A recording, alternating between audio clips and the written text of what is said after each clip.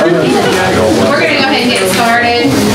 I'm not used to not having a microphone, so anyway. You don't I probably don't.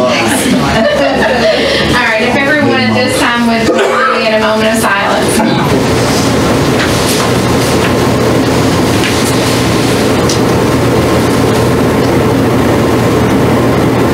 Thank you. At this time, would everyone please stand and join me in the Pledge of Allegiance? I pledge allegiance to the flag of the United States of America and to the republic for which it stands, one nation, under God, indivisible, with liberty and justice for all. Thank you. You may be seated.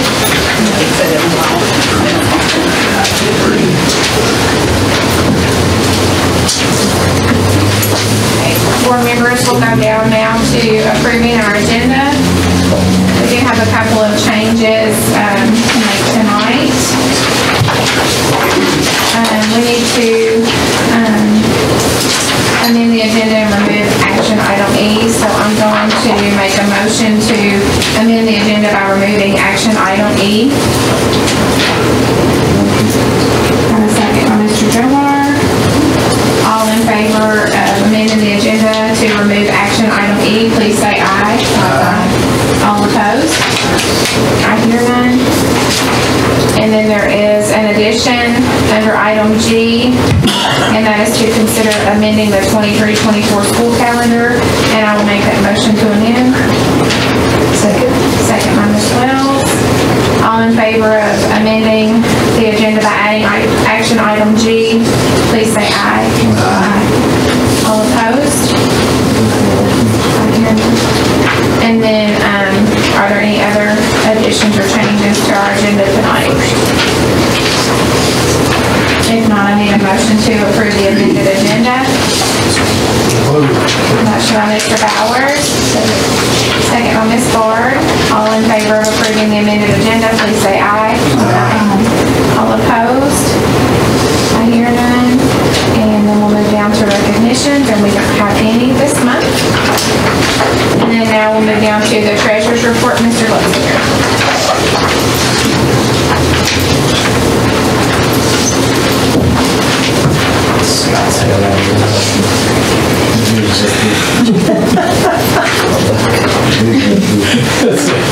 This is the financials as of November 30th, 2023. Revenues, the beginning balance is 32.245. This is down 1.96 million from last month. Monthly receipts are at 2.96. They are up about 793,000 from last month and down 97,000 from the same period last year. Items of note are state is up about 159,000 and food service is up 626,000 for total monthly receipts and revenues of 35.2 million. Expenditures, accounts payable was 932,000. That is down approximately about 294,000 when compared to the same period last year. That was mainly in general fund. The significant bill in November was the National Fitness Campaign for 135,000. Payroll is at about 3 million. It's up 113,000 versus November of 22 for total expenses of 3.94 million. And the significant the increase in the salary was mainly because of when we paid the paraprofessionals this time. So that's the big difference in that. It was just spread out previously. The accounts payable breakdown, fixed and mixed expense about 473,000, utilities 118,000, and variable expense of 341,000. Ledger balance at the end of the month is 31.3 million. The bank was about 21.1. Outstanding checks of 898,000 for a cash of 20.2. The breakdown of that of the the cash balance, excuse me, words out of my mouth right now, I'm sorry.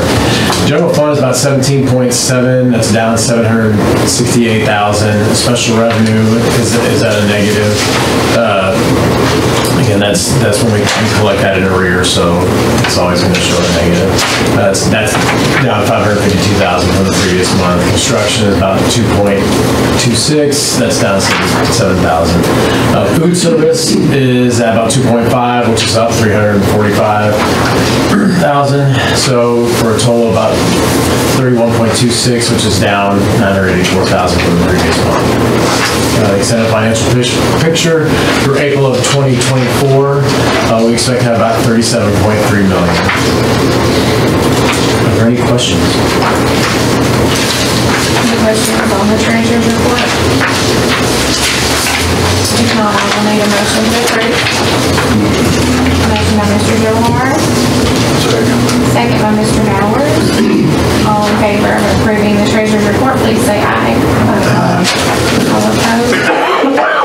Hear none, and then we'll move down to payment of bills and salaries. Thank you, Chairman Rager. The December 2023 board bills, about 565,000.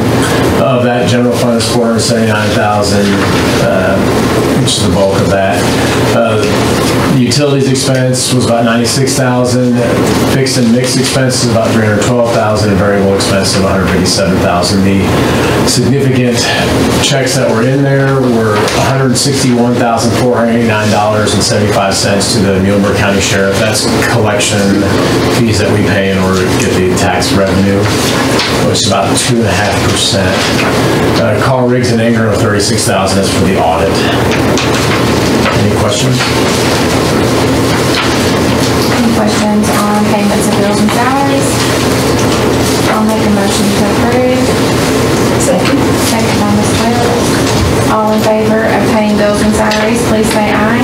Aye. All opposed? I hear none. Thank you. We're down now to public participation. We have one individual who's going to speak to us tonight. Mr. Carter Casey from the high school is going to speak with everyone.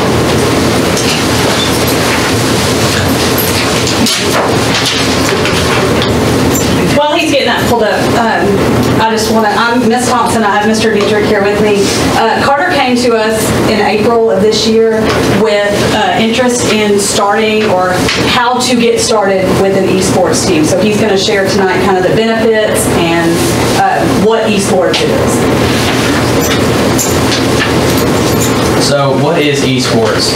It's the fastest growing sport in Kentucky athletics.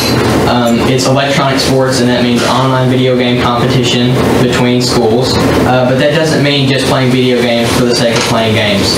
It's an officially sanctioned high school sport through KHSAA and NFHS. And there are strict rules and guidelines for the competition.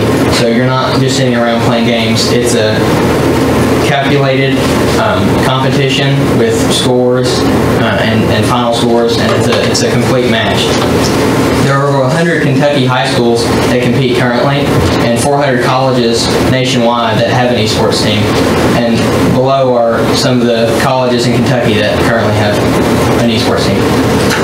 So we took a survey of the students that are interested in the esports team, and the overwhelming majority, almost 70%, said that they spend 3 or more hours a day playing video games. So that's obviously quite a large portion of your day spent playing games. So how can we spin that into a positive effect? Most students say that they don't feel very connected with their school when they're not involved in very many extracurricular activities. So to increase their academic and social engagement, esports for those students that spend so much time playing games is a great way to get them involved. PlayVersus did a study that said 84% of newcomers to esports reported that they felt that they had finally found a community they could connect with within their school. It can help develop traits such as the ability to adapt and persevere through your challenges, and hone skills such as hand-eye coordination, teamwork, and communication. Our competitions will be held at the school across the state with other high schools, and they'll all be at our home online, so we won't need to travel to other places except for the state tournaments. It obviously involves students in STEM. They're going to be analyzing data and statistics and planning strategies, and they're going to be interacting with technology and becoming more familiar with that.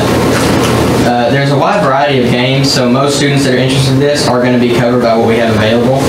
And so a part of the same survey, these are the number of students that were interested in the games that are sanctioned by KHSAA. There's quite a few students that submitted this survey. More students expressed interest than any other sport in the school. So it's quite a large number of people that are really determined to get this done.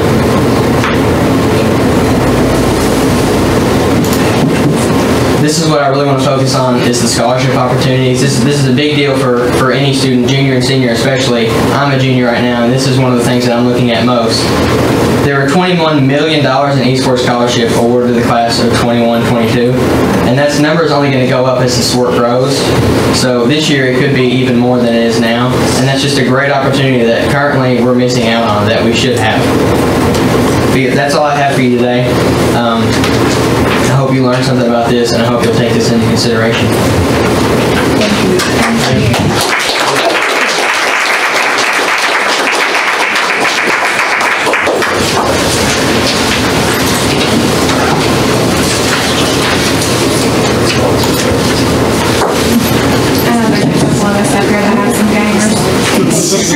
We're probably doing that now for not playing basketball. But I know I've also attended some continuing education for this award on esports gaming and scholarships, and I know statewide it's becoming a pretty big thing. So if that's what it takes for some of our students maybe to get on board with wanting to do more in the school, I think it's worth being looked into for sure. So thank you. Thank you. Thanks for having the courage to do this. It's a big deal. Yeah, it is.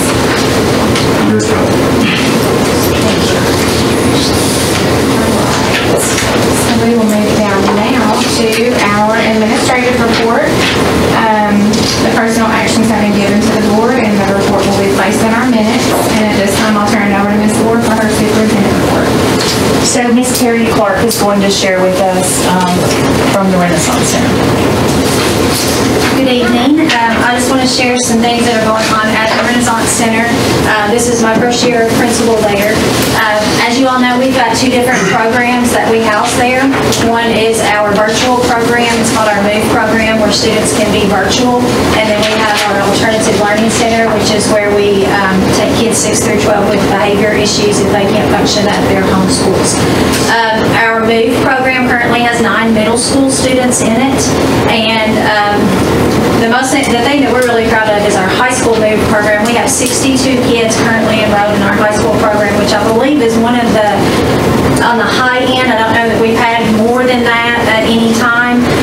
At this point, we have earned 203 credits right now. And compared to last year, it was about 160. So we still think we've still got a couple of days left on this semester, so kids continue to complete those credits. We've recovered 10 credits, so students in that program have recovered 10 credits. We have 6 students who have already completed all of their fall classes and are started on their spring classes. So with our MOVE program, the students can kind of pace themselves so they can get in there and get finished with it as quickly as they would like to. We do have 4 graduates right now. In December, we have our 5th year seniors, which are our seniors who don't finish high school in 4 years. So generally, we'll give them the opportunity to come into the MOVE program to finish to graduate. But we have 2 5th year seniors that will be applying for hardship, which means they've completed their 22 credits, so they'll be applying to get their high school diploma. We have another 5th year senior who's completed their 26 credits, so they'll also be graduating. And we have 1 senior who's just a 4th year senior who's already completed all the requirements for graduation. So 4 graduates right there, which is pretty awesome for December. Ms. Award came to us this summer and wanted us to try a new virtual platform called Edgenuity. We were using Adventum before, but now we're using Edgenuity, and we really, really like it. I hope that you'll let us continue to use it. What we we have found is that it is a lot more student friendly in that students aren't just clicking through programs, that they're actually interacting and having to actually learn more to get their credits. So we're pretty excited about that and the opportunities that's going to offer for our students, because we also use that in our Alternative Learning Center as well. I will give props to Ms. Beth Ellis, who is our booth coordinator, who just absolutely has built that program and made it to be as successful as what it was. Mr. Carter talked to you all a couple of months ago about the Coalition Alignment program that they're working on at the high school to get those students that were way behind on credits. Well, we kind of piloted with him in the high school this year, took 2 students that were really behind on credits. We took one that had, I think, 5 credits and one that had 3 credits that was supposed to be a senior. We had one student that did a hybrid between our Alternative Learning School and MOVE program, and one that we just put it on MOVE program. The one that came in with 5 credits, she has 12 credits right now.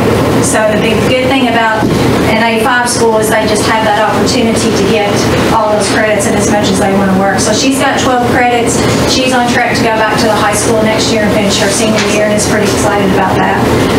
Our other student that kind of did a hybrid between the two came into us with 3.5 credits, and he now has 11. So just a really good opportunity at our school for kids to be able to get a lot of credits and get back on track. Our Alternative Learning Center, which is our behavior center, we take kids 6 through 12 with behavior issues. We currently have 41 students there. 12 of them are middle school and 29 are in high school. So we're kind of full right now there. We have, since August, we've transitioned 16 kids back to their home schools. That's our ultimate goal. We don't want to be a long-term placement for anybody. Well, for a few students, for the most part, we want students to come to us and then get back to their home school. We've recovered 10 credits. When kids come to us, we really look at their transcripts and see where they are to see how we can maximize their time with us, and so they can get back on track with their peers. We have, I do have a 5th-year senior that on the Alternative Learning Center that he's going to be applying for hardship graduation too. We had another student that came to us from Ohio County that we were able to apply him for a hardship graduation. So we totally at our center have 6 graduates this year, just by December so far. One thing that we've started this year that we're pretty proud of is we're letting some of our seniors do a work-ready opportunity. So I do have a senior that's working at the sawmill, and he's another senior that has already finished his credits and wants to go on and continue working there when he gets out of school. So just a lot of opportunities that we're able to serve our students, because we are so small and we can really individualize their instruction and get them back on track. We do have Vicki Yance is has a speaker come to us once a month. Chris Barnes comes and talks to our kids once a month, and just, we feed some pizza, cookies, and it's an opportunity for our kids to get together and just listen to a speaker, and he'll kind of motivate them a little bit. We did go see Mr. Jones at Job Corps. We're really trying to encourage our kids to go, just to give them another opportunity to get a trade or something, just to make them successful. We just want all of our kids in the district, just to find their niche and figure out what that's going to be. So we've got a couple kids that we think will be starting, hopefully, starting with him before too much longer. One thing we did also is we took a group of our teachers to Barron County, to their Alternative Learning Center.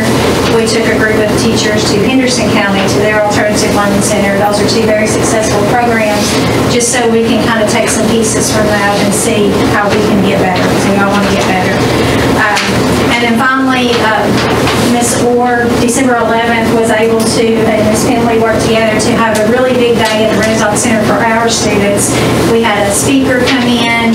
We had the graders come in and do some minute-to-win-it games for our kids. We had catered meals. It's some time for us to sit down as the teachers and they sit down. That's just something that was really cool to watch, because a lot of kids at the Alternative Learning Center have never experienced that. We do have some kids that have been with us for a long time, and so they've not experienced just get to have an assembly per se. So that was, we really appreciate the support there and coming down and letting us do that. So thank you. Thank you. A question, like on the one that's going back as a senior next year to do the senior year. So if that person falls behind again, are they allowed to go back to the move or whatever? They can apply to the move, but at the high school, they have a credit recovery program too, just not as intense as ours is. She probably could have gone back in January, but she just wants to have enough credits under her belt so that she can go and enjoy her senior year there, so. I just didn't know if, they fell behind again, like what would the plan be? We do, if we have kids that go back and maybe they're not successful or they feel like they need to come back to us, we try not to we try to encourage it, but not force them. Thank you. You're welcome.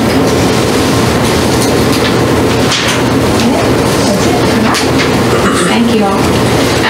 So now we'll move down to our attendance and enrollment report. Mr. Watkins. Chairman Rager, board members, just want to take a minute to review our month 4 attendance, which was November 2nd through December 4th. We were at 91.25% during that month, and our enrollment was 4,221.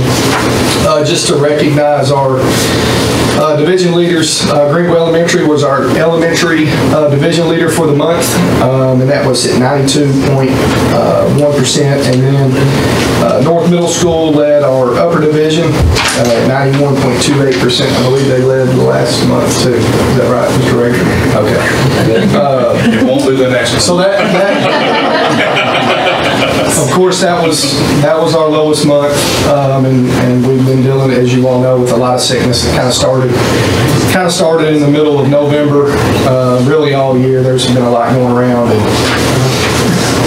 it's been tough since then. So it's not just one thing. There's a lot of different things going around, and a lot of the absences are excused by the doctor and parent for whatever reason. So just hopefully after Christmas break that we can kind of start seeing our numbers go back up. Any questions? All right, thank you all. Stay away from each other. Right, so we are down now to our board action items. Item A is to consider posting a Title I certified teacher at Greenville Elementary.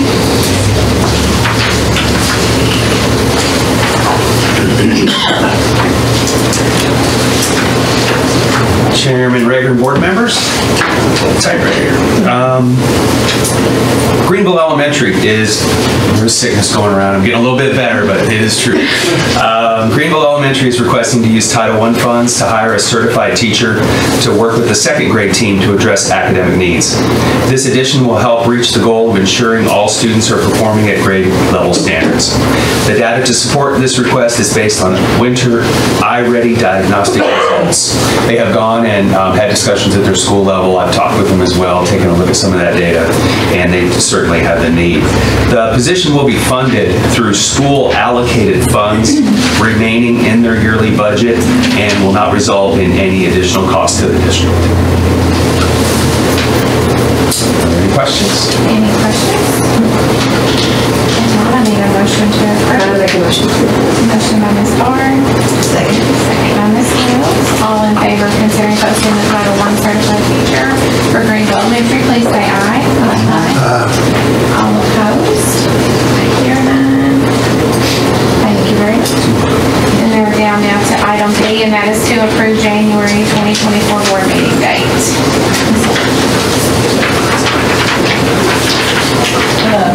Sorry, caught me off guard. The January board meeting. So January will be the 18th, and then at that board meeting is when we'll set the board meeting dates for the rest of the year. I make a motion to approve. Second by Mr. Gilmore. All in favor of approving the January 24 board meeting for Thursday, January the 18th, please say aye. Aye. All opposed? Hear none. And we'll move down now to item C, and that is to approve the 24-25 school calendar. Mr. Walker. Chairman Rager, board members, KRS 158.070 requires each district's local Board of Education to approve annually the school district calendar. The proposed calendar meets all regulations and guidelines required by KRS 158.070. Do you have any questions before? I think you all have a copy of the calendar.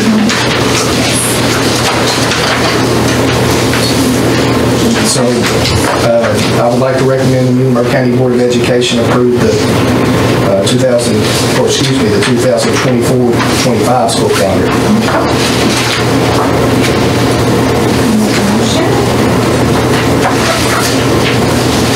Second, Ms. Barnes. All in favor of approving the 24-25 school calendar, please say aye. Aye. All opposed? Hearing none. Thank you. So the item D is to consider the fiscal year 25 draft budget. Mr.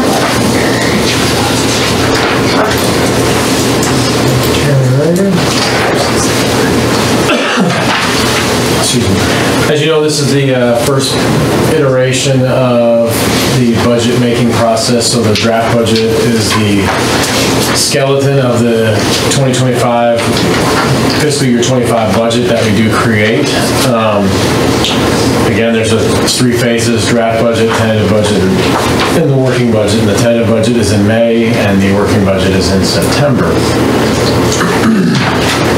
And this is actually due in January, but I feel like it's better to get it done now rather than next month when we're worrying about taxes and all sorts of things. So, in review, we always have our budget considerations, which again, we will really focus in on when we do the tentative budget. We review the revenues and also the expenses coming up. So we always want to have be good stewards with the public's money, so we want to always consider that first and foremost when we create the budget. We also want to look at revenue changes over time, what those sort of things will do in terms of what expense items we need to adjust in the future. Are there any major projects needed? Some of these projects where we're considering have kind of flowed over into multiple years.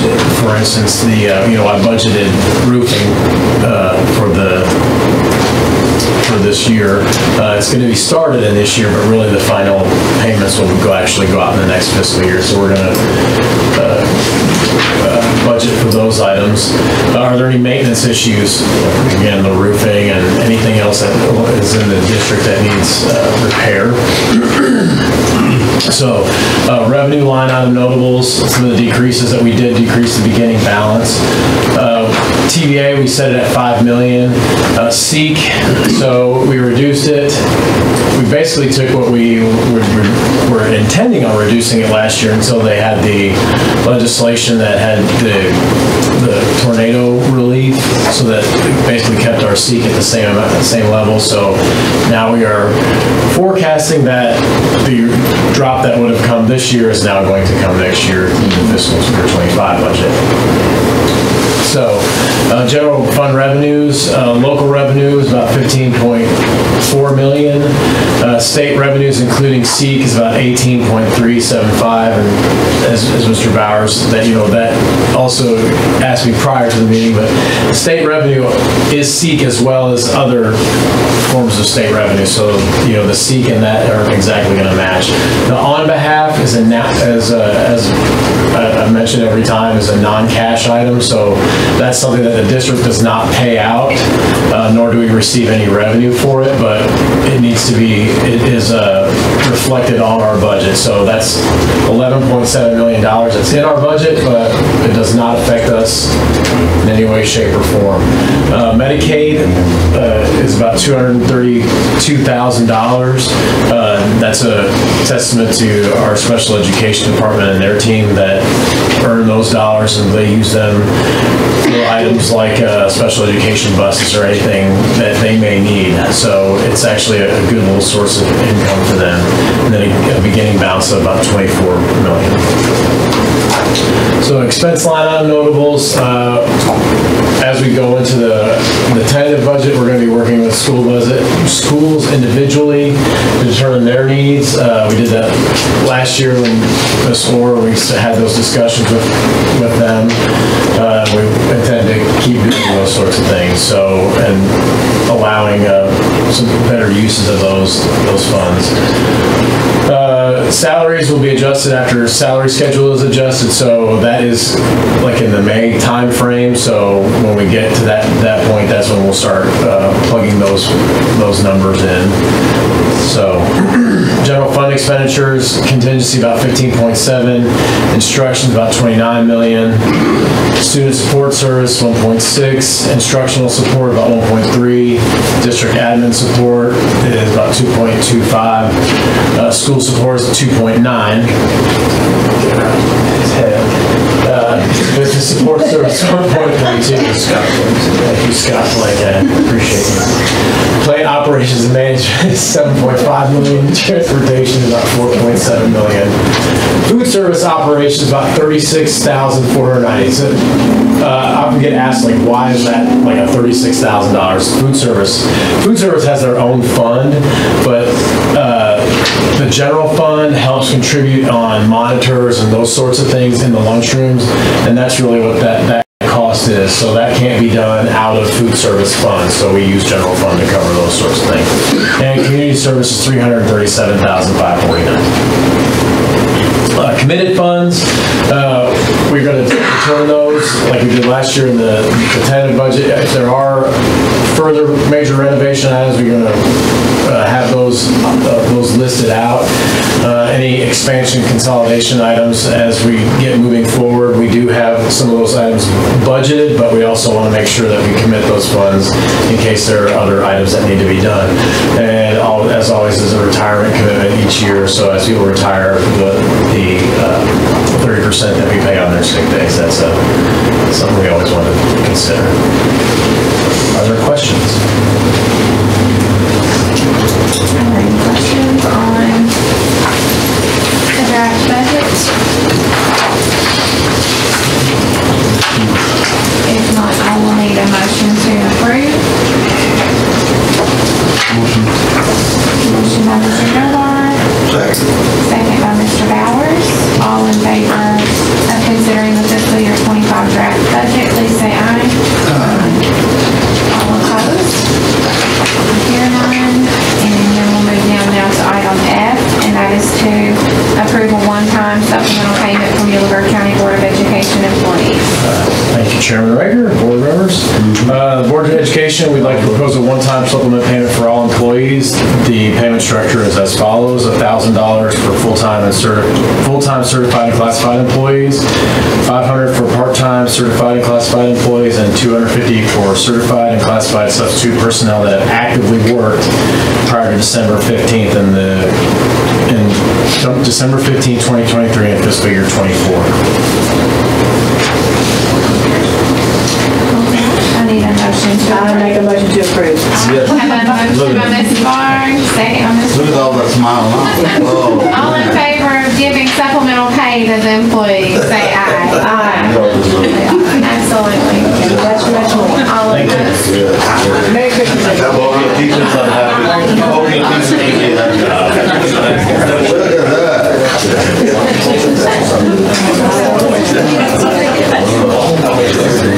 Look at that. Don't ask questions. On this, there's only one of family. Is that your motion? I can answer for you. There's only one of family. Yeah, one per household. There's one per household, by the way. Hey, listen, it's one per household. Old days, remember? We've been here a long time.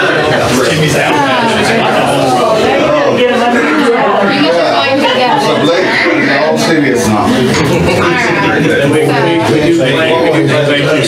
That's for us. We said it. All right. Here I come, TJ Maxx. Here I come. All right, item G is to consider amending the 23-24 school calendar.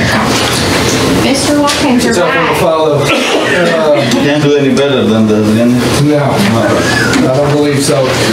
So the same calendar statute, KRS 158.070 states, student instructional year means at least 1,062 hours of instructional time for students delivered on not less than 170 student attendance days.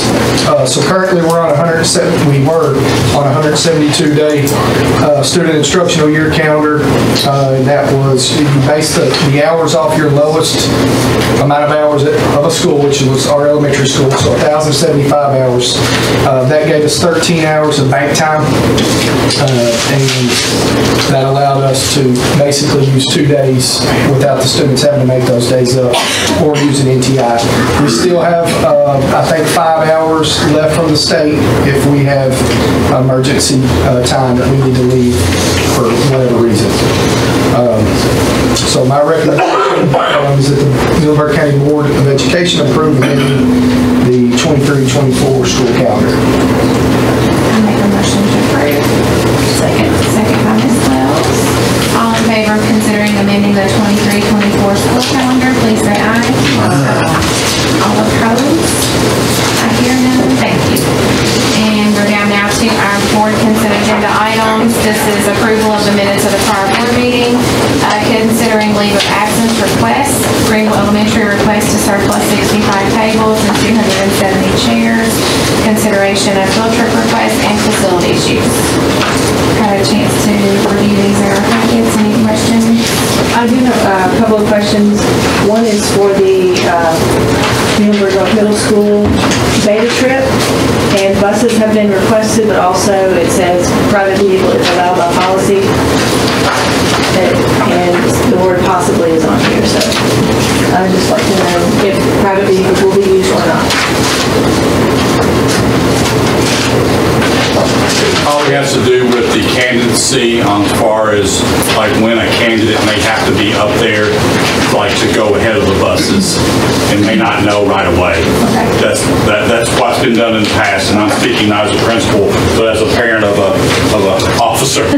So that's probably the reason the clause is in there. But as soon as we know, then we'll communicate that. But yeah, I didn't know it was worded that way. Okay, thank you.